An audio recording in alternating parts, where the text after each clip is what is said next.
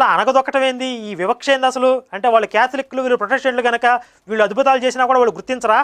ఇకపోతే ఈ మత మార్పిడి తెరిసా గారి ఆర్థిక వ్యవహారాలు, ఆర్థిక లావాదేవీల గురించి కూడా చూసినట్లయితే ఈ మత మార్పిడి తెరిసా ఆశ్రమానికి సంబంధించినటువంటి ఆర్థిక నిర్వహణ అంతా కూడా చాలా గుప్తంగా రహస్యంగా జరిగేది. ఆ వివరాలు ఎవరికి కూడా వెల్లడించేవారు కాదు. మన భారతీయ చట్టాల ప్రకారం స్వచ్ఛంద సంస్థల యొక్క ఆర్థిక లావాదేవీలు తెలుసుకునేటువంటి అవకాశం ప్రతి ఒక్కరికి ఉంది. కానీ mother Teresa the untold story అనే పుస్తక రచయిత అయినటువంటి అరూప్ చటర్జీ గారు ఎంత ప్రయత్నం చేసినా కూడా ఆయనకి ఆ వివరాలు లభ్యం కాలేదు.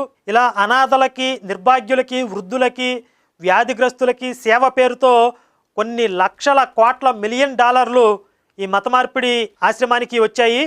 ఈ వచ్చినటువంటి ఈ సంపదనంతటినీ కూడా వాటికన్ సిటీకి తరలించేవారు అనే విషయం అందరికీ తెలిసినటువంటి బహిరంగ రహస్యం. ఒక వీడియోలో మన పాస్టర్ గారు అంటున్నారు, మత మార్పిడి తెరిసా గారికి